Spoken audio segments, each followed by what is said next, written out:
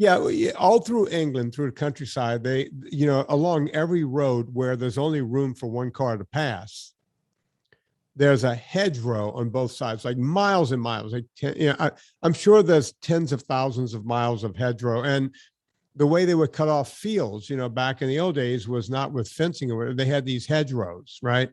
And these hedgerows were all over in the countryside. But when we were kids growing up, listening to Led Zeppelin. I was going to say Led Zeppelin, and it was Led Zeppelin. Yeah, it was Led Zeppelin. And I second guessed myself and I said Jimi Hendrix. Yeah, no, it was Led Zeppelin. So, Jimmy Page. Yeah, the words in the song was, if there's a bustle in your hedgerow, don't be alarmed now. It's whatever. So the whole idea was bustle means rustle, something's rustling around. So yeah, when you spend all that time in a country where there's a lot of hedgerows, that song just stays in your head the entire time. Kristen and her guy, John, somehow miraculously pulled off having 17 family members under roof. This does not include other family members that came in and friends along the way. Wow. John has this incredible house. He and Kristen have this incredible house out in the country. And you can have 17 people sleeping and you have your own bedroom. That's an incredible house. That's a manor, a country estate, I think. Yeah. It's one of these big giant. Are they Downton Abbey? Do they live in Downton Abbey? It kind of looks like that, Anna. It really does. I want to go see her. So I learned a lot of stuff, and this might be the best trip to England I've ever had. We were there for 16 days. Because you were staying in a giant castle. Yeah, and so here's a picture of me and Serena with the house in the background. I'll send this to you. Let's see. Your name is Anna Bacina. Let's see. And then I want to talk about something I did that I've always wanted to do when I'm there, but I never get around to it. I know what it is. Yeah. I saw your pictures. Did you? Yeah. You guys look insanely cute. Come on. Look at us. I give you permission right now to put that on Twitter. Let's see what happens. Go ahead. That is so adorable. Do it right now, Anna. Okay. Now. All right. I'll send you this. So, as you know, I've always been a fan of the hunting, right? This is what I thought you were going to talk about. Yeah. So, you guys you look like the what's that? The Crown. But the Olivia Colman seasons when they go to Balmoral to go hunting and walk around with the corgis. That's what you guys look like. I just sent you one where I literally have on. This is ridiculous. Yeah. Now you're just playing on stereotypes right now. This is offensive to English people. Okay. Not everybody goes pheasant hunting with a little Polaris dually. Okay. Yeah.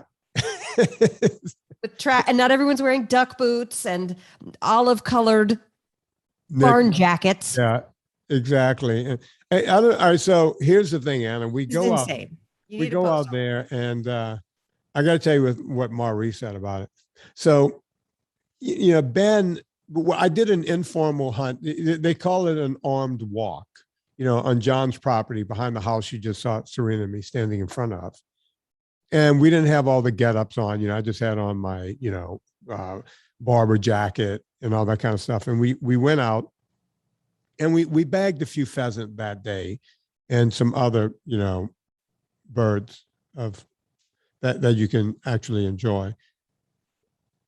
But then Ben has been wanting me to go hunting with him because at the beginning of COVID 2 years ago, Ben was here with us for like 3 or 4 months. And I took him out shooting every day, but we're shooting at clays and the whole thing. And he always wanted to take me on a proper British hunt.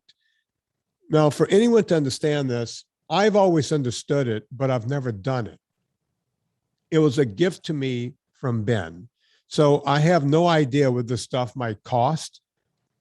But what I do know is that it's not cheap. So thank you, Ben Scott Thomas, for doing this.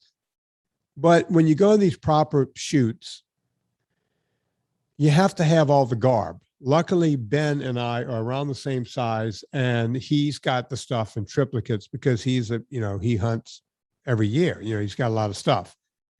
So you wear a tie, you wear a cotton shirt with a tie, but it's cold there, so you have to have a jumper.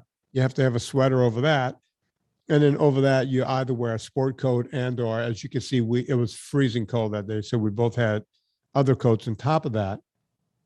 But on the bottoms, you wear what they call +4s, which is basically man knickers. They come down to your knees, and then the big wool socks go up to where the pants are. And this is all for good reason, because you're sloshing around in the mud all day, and you would get pants all dirty. And that's just what we're doing, right? We're just doing that. It was a successful hunt, brought in, as you can see, a lot of birds. There were 9 other people on the hunt,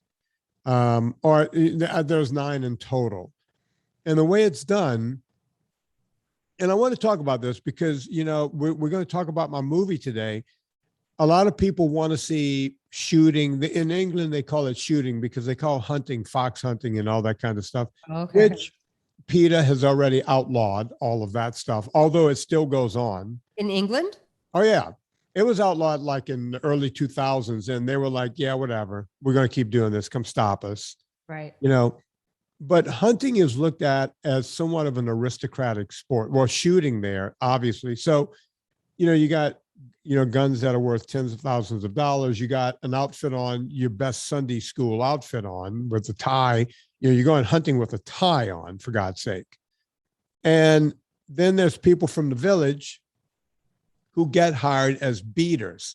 They go and beat the bushes, beat the hedgerows, and go into the woods, and with big white flags and everything. And they're pushing, they're driving the birds into the air so that you can shoot.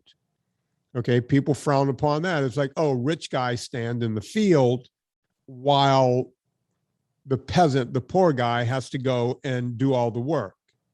Okay, you can look at it that way if you wish. And then when you're done with that, there's someone, a bunch of people with dogs. Some shooters bring their own dogs, but they keep them on a peg right next to them. And then after that shoot is over with, once we've shot that field, everyone will release their dogs to go grab all the pheasants. And these dogs very efficiently bring all the pheasants back. But there are other people working there from the village with their dogs, bringing the pheasants back for you. So you'll say, wow, this is really an elitist thing. But it's not. And here's why. It sounds very genteel. Yeah, and it looks very genteel. And, from the naked eye, from anyone who's not understanding what's going on, it can look that way. But the thing you have to understand is the 9 guys standing there with the guns are spending thousands and thousands of dollars for one day. Overall, God only knows what we all paid. I didn't pay. They won't tell me what it cost. I know it's expensive. And where did that money go to? It went to the beaters. It went to, the people with the dogs. It went to everyone working the hunt. And those people are also the people who work in the off season to, seed the field so that they can reassure that birds are going to, these pheasants are going to be back the next year, and on and on and on. And then you'll say, well, what, did you shoot all these animals in cold blood? Well, obviously not. Anyone can take home every bird they shot. If you want, they will even clean them for you. Again, an additional cost. That's a good service, though. But can get on nasty. top of all of the money these people make, you tip these guys out, right? And if you're not taking your bird, guess who would love to have those birds to feed their families, right? So nothing goes to waste. These are fresh. This is like going to the supermarket and getting the freshest chicken. These people are bringing home this incredible tasting, fresh bird that they can now feed their family with. And not just 1 or 2. You saw what was hanging off the back of our thing. Christmas goose. Exactly. So we didn't shoot any geese, folks. So, Papa, might we have a Christmas goose? Might I have some more? May I have the pheasant from Vinnie? Um, so yeah, people, everyone there is actually, it's an industry. People make money. Nothing is shot in cold blood. There's no trophy shooting. Everything is consumed by either you, if you want to bring them home, or by the way, you should see the look on their face when you go, they'll go, sir, you shot these birds, and you'll go, please, divide them amongst yourself. It's almost like you handed them the tip. They go, oh, thanks. But with this, they start. They would rather have the bird because they're feeding their families. Yeah. With this, right? So if anyone thinks, oh, it's this genteel thing where these rich guys go out and shoot and these other guys are doing all the work, guess what? There are no shortage of people who want to get that work done because they're going to get money on top of the salary. They're going to get tipped on top of that.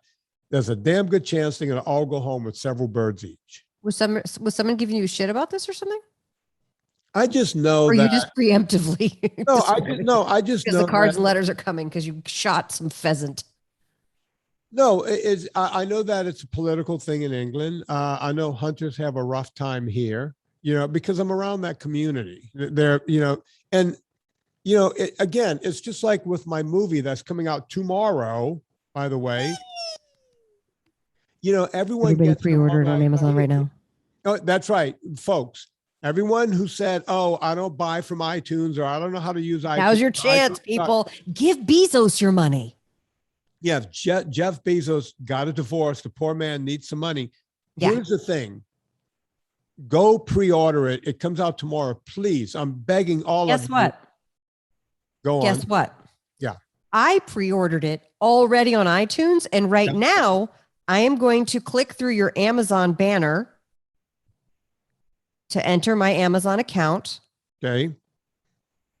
Fat documentaries right there at pre-order Beyond Impossible. Boom. I clicked through your Amazon banner. It took me directly to, it's so easy. Go to VinnieTordrich.com, click through his Amazon banner that's smack on the front page. Yeah.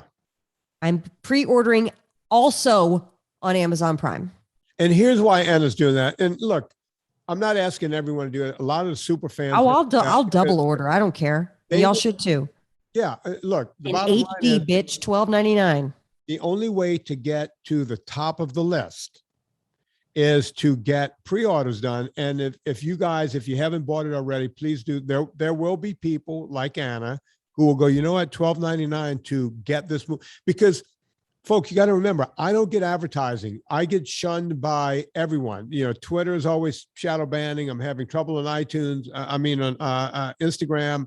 And, if I put the word fat anywhere on Facebook, God forbid, they're going to call that a hate crime. The only way for a guy like me to get out there is by you saying, hey, we're voting for this guy, because once it's on top of Amazon, Amazon is a meritocracy. It doesn't care about race, color, or creed. It only cares about the fact that you guys want to see it. And once we're on top, we can stay on top. Just like we stayed on top with Fat Documentary and Fat Documentary 2. Go do this because it really, really helps. Worth every penny to help. Yeah. And we're going to talk about that more as the show goes on. So please, if you're not considering it, please consider it now. But yeah, people complain about the hunting and everything else. When I say people, vegan and PETA and all these different communities. Oh, look at these hotsy-totsies. Look, in Louisiana, I grew up with people, and I used to go on these hunts. They would go, oh, what type of hunting did you do today? It's like, we just went out and shot. If you killed 3 rabbits and a squirrel, that's what you brought home and skinned and ate. If you got 6 rabbits and 5, pheasant, that's what you brought home. You would just go out, you're looking in the sky, you're looking on the ground, you're looking everywhere. You bring home whatever you can because it matters. It matters. Okay. And that's the part that people are missing out on. There are a lot of places in this world where people need this food to eat, right? They don't have the luxury of going shoot clays and all that. That's an elitist sport where we just shoot out a piece of clay. Right. To be honest with you, what I was doing over there is not elitist. And a lot of people make money on it. Now, Anna, what I need you to do is tell everyone about your products, because I'm going to go off mic for a second and blow my nose because I picked up the world's worst cold on the way back. So, oh dear. Okay. yeah, knock your stuff out. All right, guys, here's the deal. I manufacture 3 flavors of no sugar added, all organic, made with organic ingredients, tomato sauce. I got the marinara.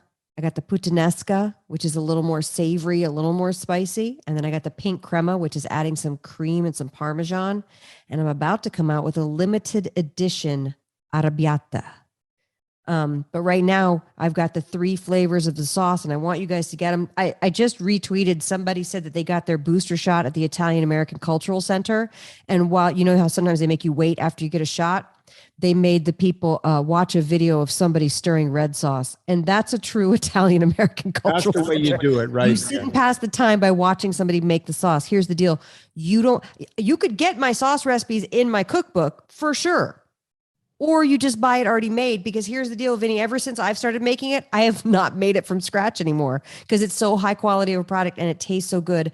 Believe you me, I do not mess around. I do not put out anything less than that 1,000%. So please go to eathappykitchen.com, get the sauces. The best thing you could do to trick the system, you can order a case and get free shipping no matter what. If you do a case on an auto ship like every other month, you also save 10%. We can't figure out how to not do that. So our inability to change that feature is your win. So please go do that. Please support the sauces. And I'm done.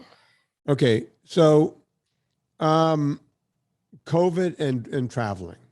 Yes. Okay. You went overseas, went overseas, and this is at the beginning daring. of where they're talking about shutting borders and doing all this stuff. And Serena's already not seen her mom for 2.5 years because of COVID. Right. So it's been a long time, and none of us are getting younger. And I said, I don't care how we get her there. We got to get Serena back for Christmas, right? Well, we got her there, and towards the getting on the plane, the last week or so, I basically wasn't leaving the house. I didn't want to be around anyone. I'm vaxxed and boosted. Serena's vaxxed and boosted. We have all that stuff. But still, if you get a positive COVID test, you're not getting on that plane, and you're not taking like the rapid at home test. You got to take the PRM or PCR. PCR, yep. Yeah. Mm-hmm. And, it's got to be done in front of someone and all this kind of stuff. And so we all get on the plane, Serena, me, Tallulah came from New York and met us there. We all got to Kristen's, and, 17 people under roof, which I'm looking around going, okay, someone here's got to have the vid, right? But the cron. Turns out no one did. Everyone got out alive. Here's the crazy part. I looked around at Kristen's grandkids. They're both very young. One's 4 and the other one's like 1 or 1.5 or 2. And they both have sniffly, runny noses. And I went, I guarantee you, those sniffly, runny noses, that's going to go around this house. Oh, yeah. And it did. It did. And I left that house. I left the house going, I beat it. But I got to Ben's house in those days when we went to go hunting. All of a sudden, I got the sniffles and the whole thing. And of course, now I'm testing left and right and center, thinking, oh, I have COVID, right? And I won't be able to get back. Right. And this movie coming back and everything else. Wait, do they test you before you come back into the States? Oh, yeah. Yeah, you get tested. Oh. Yeah, it's as stringent, if not more stringent. And coming back, no COVID. I had the cold, no problem. Ben had it. Everyone in the house had this cold. So, this is the first year in forever where I took a flu shot. Okay, give me the flu shot. I want to be a team player. I don't want to be the one getting the flu. Right. I don't want to be the one getting COVID.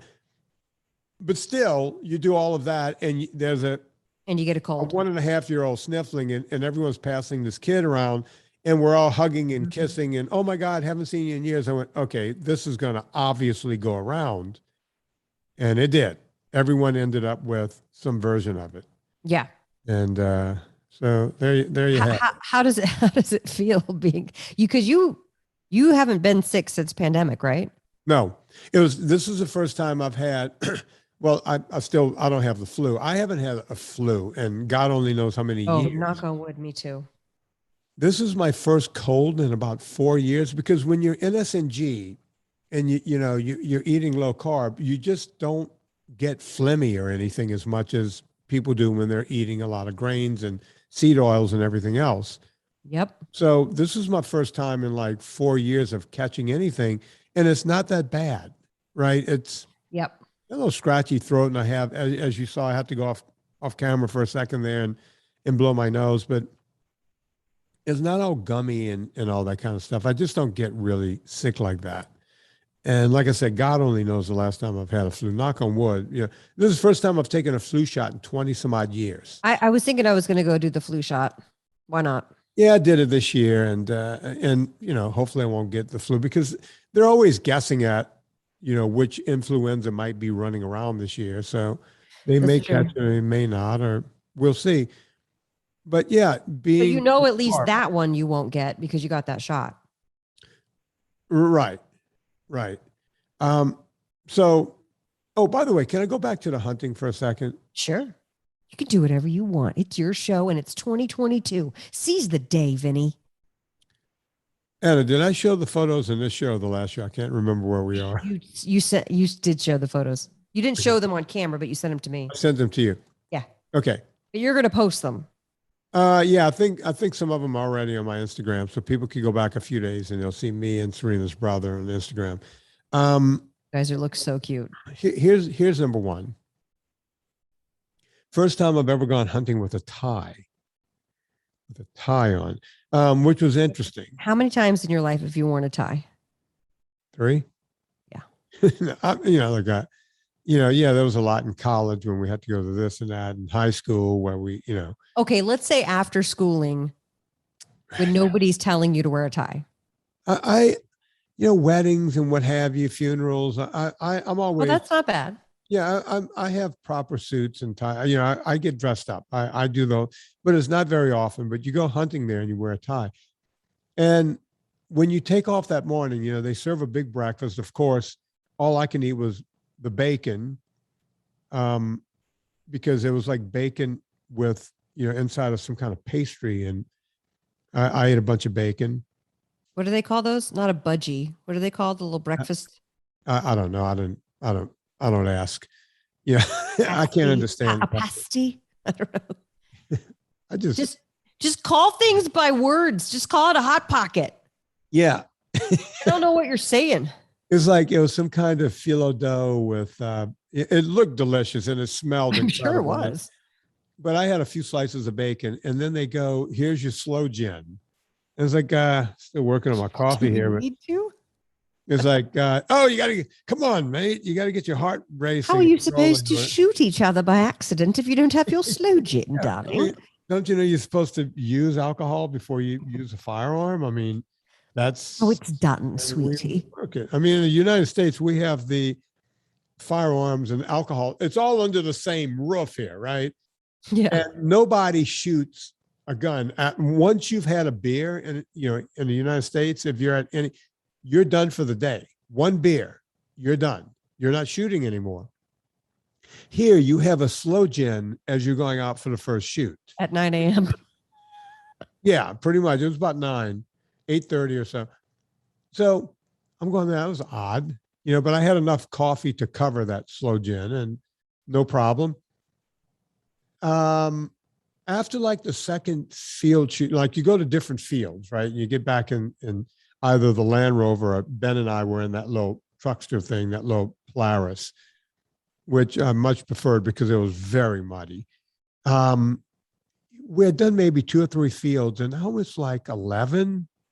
Mm-hmm. And everyone's hanging out again. And they're pulling out cigarettes because everyone still smokes there. It's the 1950s there. Right. They're pulling out cigarettes, cigars, pipes or whatever. And then someone hands me like this metal, stainless steel cup. And I'm like, I don't say, what's this for? I'm holding it. And then another guy comes by and goes, would you like some more sloe gin or would you like a whiskey mac? What's a whiskey mac? A whiskey mac is not really NSNG, but that's what I had because the sloe gin has even more sugar. Right. The whiskey mac is they put a little ginger wine, as they call it. It's a liqueur. It's a ginger liqueur that they mix just a little bit in with whiskey. So it gives it kind of a little zing. Oh, okay. Yeah. So I went, okay. That sounds refreshing. The lesser of two evils. So I'm guessing, okay, we're done shooting for the day, right? I don't know how this day is going to work. I didn't ask any questions. So I'm enjoying a whiskey mac. And while I'm almost through with it, they filled it up again. The guy comes by and he sees my little cup is almost, he fills it up again. So I drank that. And they're like, all right, let's get on. We have, another field to shoot. Everyone's in place, the beaters and everything. Everyone's ready. And I'm like, wow, I'm feeling a little tipsy here. Here's the interesting part that I never knew about myself. I'm a much better shot when I'm drunk. Oh, no. A monster has been created. Oh, my God, Anna. I started knocking them out of the sky like there was no tomorrow. All you need is sugar alcohol and you're just good to go. I was like, what's that, a sparrow? I think I could get it. I think I could get that sparrow. So. Shoot the sparrow with the bush. No, I'm going to get them bush tits. Yeah. What is that, a hummingbird? Come here, hummingbird. Come here. Yeah. What's the rarest one? I'm going to shoot that one. Was that an owl? I'll put some 4 shot in his ass. No, folks, I did not shoot an owl. So now we go back for lunch. We go back to the house where we had the breakfast. Now there's lunch. And here we go with the navigation again. Luckily, it was a beef stew. And so I had the beef stew. Everyone's having buns and they're putting it over their baked potato. Of course, mine looks pretty lonely. I just have the beef and the stew. And I found some other stuff to decorate, some meat jewelry to put on my plate. So good. Yeah. And I'm sitting next to the mother of the guy that owns the estate, like an 85-year-old woman. Mm-hmm. And she goes, what? No wine? And I'm like, bah. And she goes, get this man some wine. And I'm like, bah, I'm still drunk from the whiskey max. And now I got wine. My God. Right.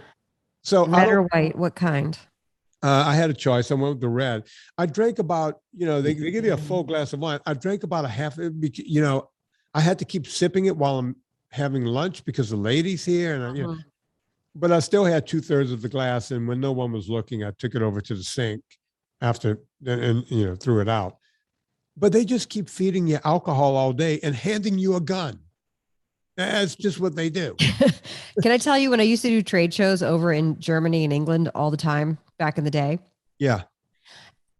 And first of all, they would all the Europeans, whether they were British or continental, they would show up very early and dressed in suits or the women would be dressed very nicely in dresses or pantsuits. Everyone dressed to the nines, which if you go to an American trade show, people are wearing polo shirts tucked into their khakis with braided belts and like their junky little, there's no fashion happening. No. There was fashion happening. They start drinking beer by 10 a.m. By 10 a.m., they're walking around the trade show floors with beers. And I was like, and then by lunch, it's wine. And then it's afternoon drinks. And then it's to the pub. And then it's dinner reservations at like 9 p.m. And I was like, I'm going to be dead. I can't do this. I can't roll with y'all. No, it's too much. And when I got back that evening, it was like, would you like a afternoon, blah, blah, blah. I'm like, I'm done. Would you like an afternoon cordial? I think I just became an alcoholic by noontime, but I think I'll be okay. Do you like a starter beverage? Pretty much. And a mid beverage? They just keep serving you booze. Yeah. Well, here's the thing. We spent most of our time with Kristen and John. And my Kristen Scott Thomas, if I'm looking at a Scott Thomas sister, I'm allowed to have wine, but I had to curtail that because it would have been too much. We were there we were with them for 10 days. Right. So I would have. You can't do it. It's untenable. Yeah. So every night John would come, hey, would you like a drink? And I would just pour a little scotch in a glass and nurse that scotch because I wanted to stay in NSNG. And luckily, he has a gym in this house. So. Oh, that's good. And he was very interested. John is the guy, he's a big deal. He runs Bloomberg News. Oh, wow. And yeah. Hence the country estate. Well, I think his family had that too. Okay. Well, so John's a very successful guy all the way around, and fun to talk to. We were born a month apart. So me, him, and Coddington were born. So he and I have some of the same sensibilities, and we laugh at the same things. We come from different worlds. Somehow we laugh at the same things, and that's good. And really got along. So every evening, while everyone is in the parlor smoking their cigarettes indoors, right? John doesn't smoke, by the way. And, it's like, oh my God, this was like, and I'm bringing this up for a reason, Anna. This was like a time gone past. Some of these people are rolling their own cigarettes because that's what they do in England. A lot of people roll. It's cheaper or something. I don't know what the deal is. I think it's fewer chemicals too. There's no chemical. It's like regular tobacco. And they talk about that. It's like, yeah, this is where I smoke because there's no chemicals. So people are having drinks every night. People are smoking. There are no fat people. Interesting. There's no morbidly obese people here. Everyone is of average size. And we're having these meals, like John has a table. It looks like something out of, the table goes on. It's not feet long, it's yards long, right? And we're eating breakfast in one place, and we're having these proper dinners in another place, and it's all being catered because they have a kitchen and a staff and chefs and all this stuff. Nice. And I'm looking around going, okay, people are having carbs around. Of course, it's Christmas time. There's more carbs, right? They're eating carbs, yet no one's fat. No one's morbidly obese. Did you do an informal survey of people? Like, were they splurging or were they? No. You see, they're not affected by food because I never saw like a bag of potato chips. I never saw didn't see like the super processed stuff. There was no processed anything around, right? It was just all good stuff. Nice quality food. Yeah, it was just good quality. I think it makes a big difference. Although I will say, I know that the UK has really struggled with an explosion in obesity numbers. They have.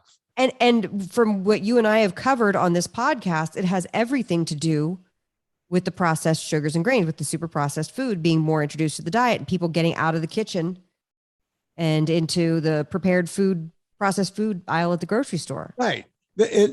And by the way, not everyone, folks, do not misread this and go, oh, of course, these are all, rich people. No. John's got money. Kristen's got money. That's it. The other 15 people in this house are all middle to upper, middle, upper class. None of these people are eating anything other than fresh food. And they're this not, is what I'm saying, they're not just sitting there. They're eating real butter for breakfast. They're eating yogurt for breakfast because there was like a breakfast thing put out every day. Every day, yeah. The eggs are fresh. Everything, one day you might see someone doing the yogurt with some kind of muesli, right? But that same, me, I'm watching everyone. I went, oh, that's yogurt and muesli guy. And the next day he's having 2 hard-boiled eggs. Well, see, here's the thing that I don't here. We have so many new people listening, and I am excited to talk about the movie because I bet there are a lot of new people listening who don't even know about the movie or return. I call them noobs and reviewbs. All the people who are reviewing stuff and coming back to it, come back to the fold. There is a certain amount of things that get misinterpreted, and I see it in the groups every day because I'm an admin in all the groups, and I see what people are saying. And the berry phobia is a typical one. Like the carb manager says the berries are too high in the thing. And I'm like, berries are not our problem, you guys. Again, you and I try to be a voice of reason and all that. And I know that you're not saying go out and eat pasties or whatever. You're not saying that. Absolutely not. But it's something about how we would change our body chemistry, eating real food that we're intended to eat. And today or yesterday, I posted a picture, one of my starters in the first book that I realize now has caused a tremendous amount of confusion is bacon wrapped dates. Now, I personally maybe make this every 1 to 2 years. I don't make bacon wrapped dates and stuff my gullet full of bacon wrapped dates. Yes, bacon is a sugary thing. Absolutely. Right. It's a treat. It's a treat.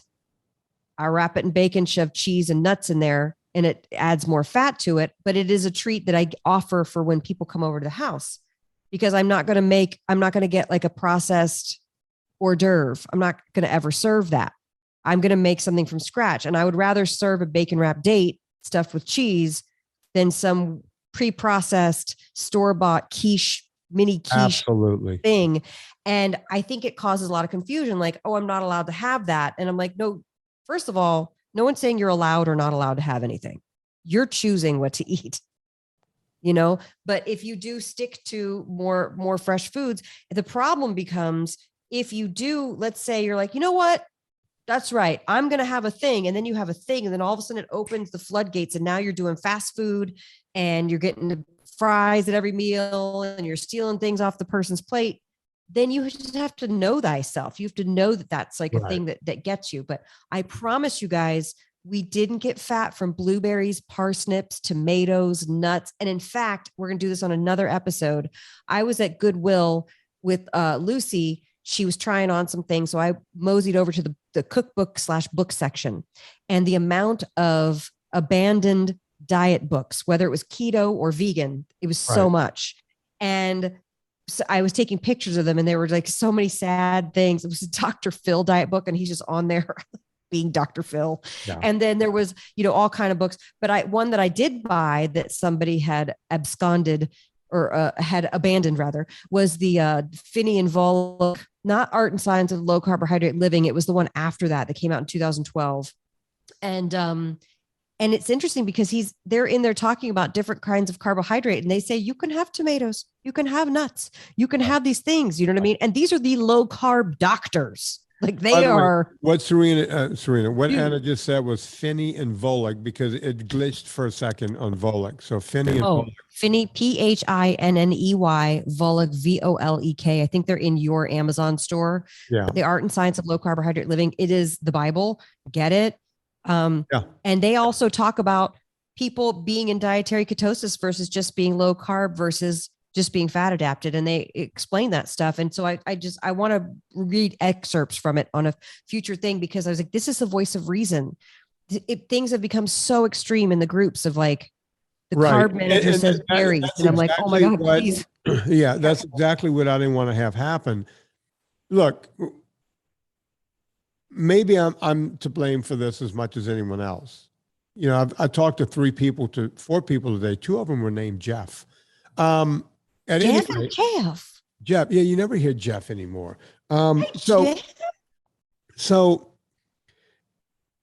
if someone is metabolically broken, I explained this to one of the Jeffs.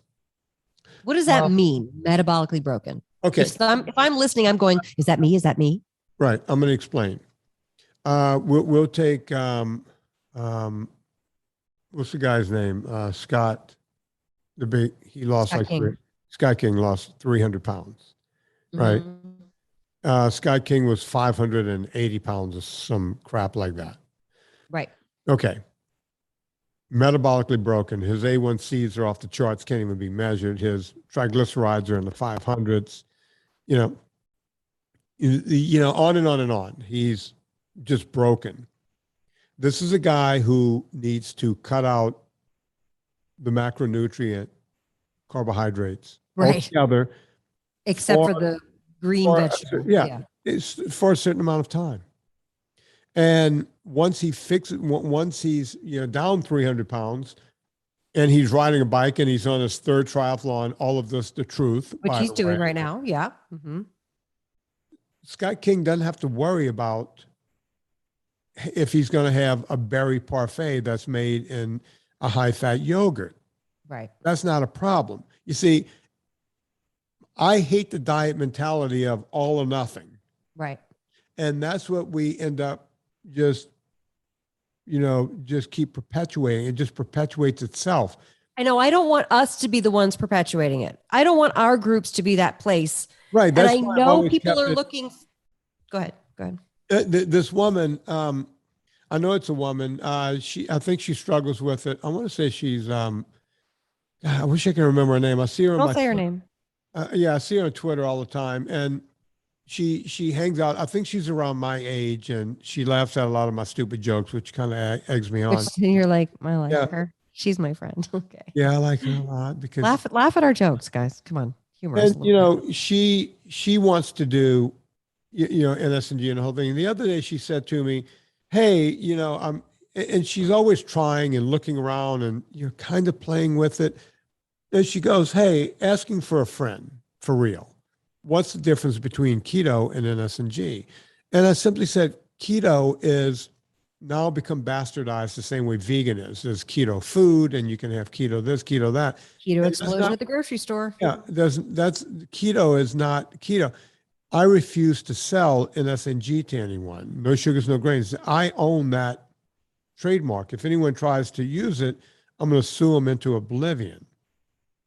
So I'm trying to keep it real over here. Something. By the way, he lets me use the trademark. I have permission. Yeah, but she's got to do me some favors every now and then. I have to send him guns and cigars on the black market. That's right. Guns and cigars and scotch. Yeah.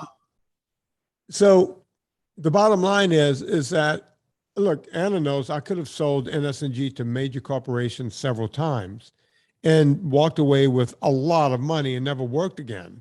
Not only that, you could have gotten people certified NSNG coaches that you could have franchised out. You could have gotten that label to be a certification, like how Whole30 has a label certification and non-GMO. You could have done that to make money. All kinds of stuff. All those companies are doing that to make money, by the way. Yeah. I refuse you can pick up an item and go, oh, this is NSNG.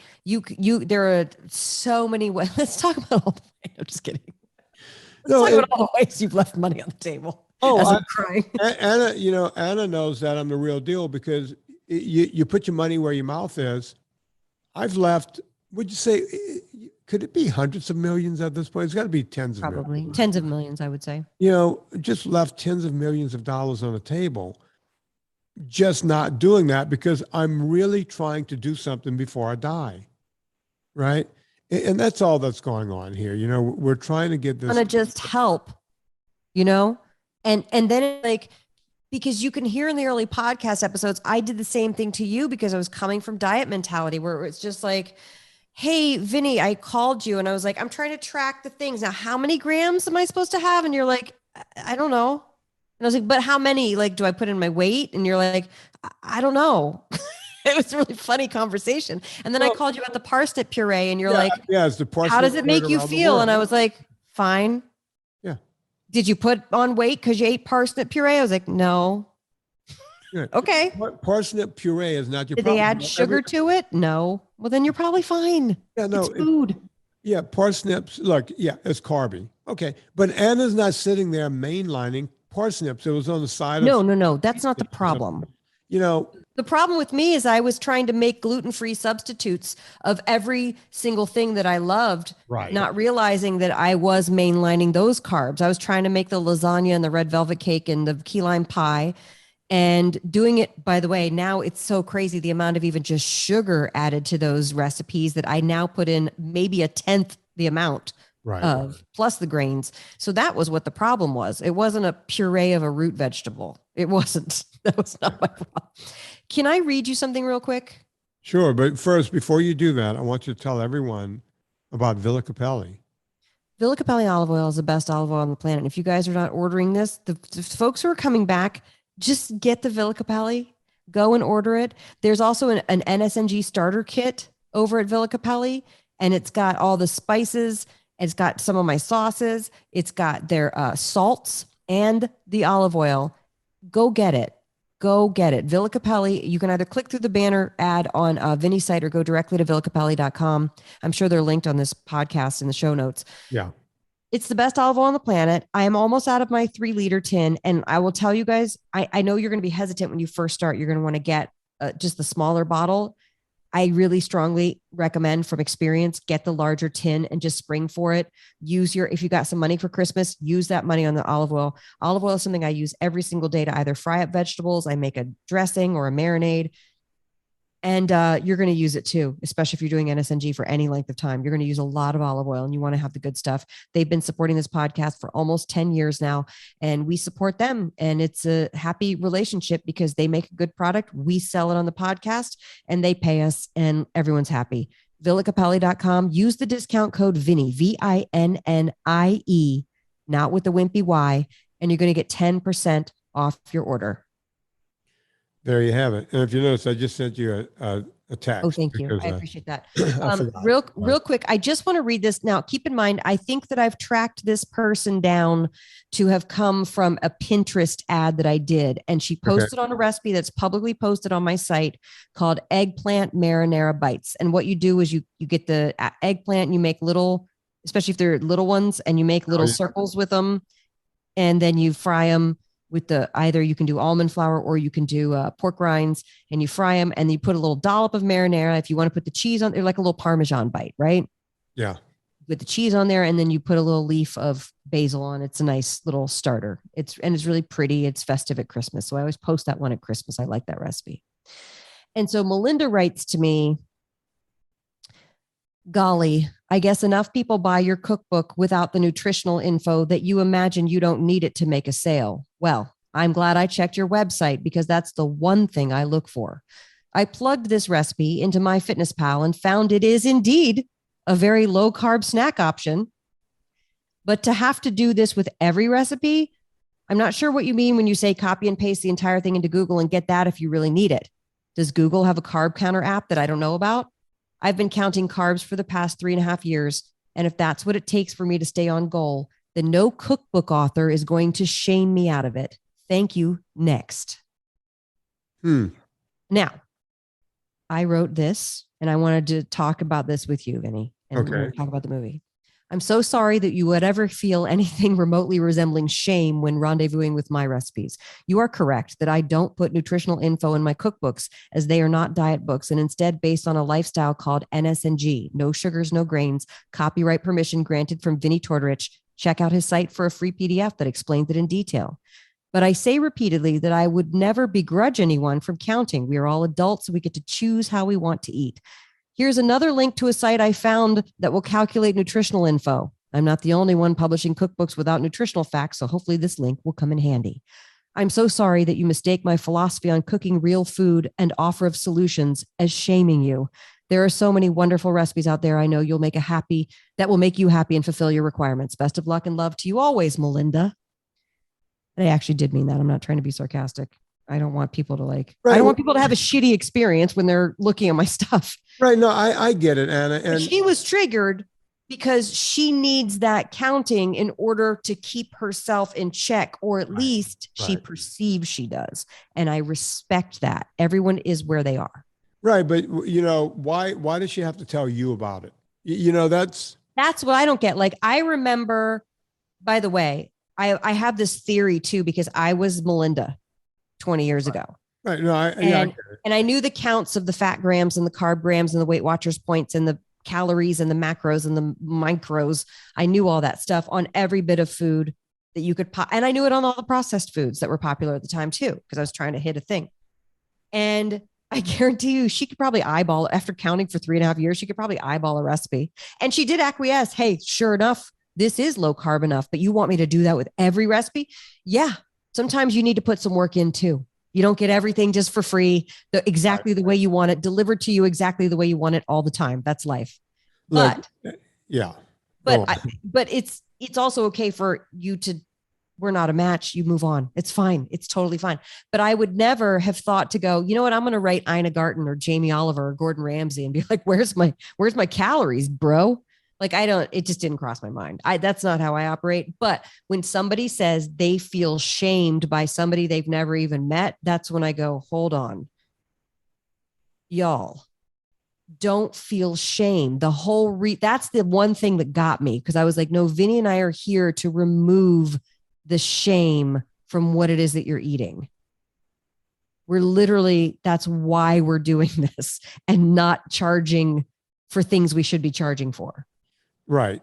Because we care about the fact that it's been a shameful process for so many people and they internalize it. So I would tell Melinda, girl, you would sit down with me for coffee for 20 minutes and your perspective would be completely changed, but I don't get that opportunity, but maybe I will with somebody here who's listening. So I just wanted to say that. Well, no, look, I mean, I'm glad you brought that up because, people, look, I had people, we went through the whole supply chain thing and people were like, I can't believe you took my money and you've had my money for, a whole month and you haven't, okay, can I send you $20 back? I mean, what are you asking me? It's not like I'm taking your money and living high on the hog. I feel the pressure too, that I've sold tens of thousands of a product and I have a fucking supply chain break. Right. Don't tell me. We're all in this together. Oh yeah. People need to know that you and I eat, sleep, and breathe, and Andy too, and my business partners, Megan, we eat, sleep, and breathe this stuff to make sure that everyone is happy and serviced correctly. We fail because, sometimes you fail because it's not our fault. It's, look around, it's COVID. We've all heard about supply chains, right? This woman, no matter how much you're doing over there, this woman's going, why aren't you doing more? It's like, well, I don't know. Why don't you go do more? Well, I think it's even your own cookbook. It's even more like, how many recipes are in your 2 books total? Just give me in a roundabout. Just the 2 books? Just the 2 320. 320 recipes. And these things are not just stuff Anna threw together. They're tried and true. They were tested. She's done everything. And everyone loves these. Look, and this one's got, you didn't do enough. You need to do more for me. People write it to me. Really? By the way, people write me that on a daily basis. The book gets 1-star reviews for that reason on a daily basis, but I refuse to compromise my intent to break diet mentality once and for all, because I was its number one victim. Yeah.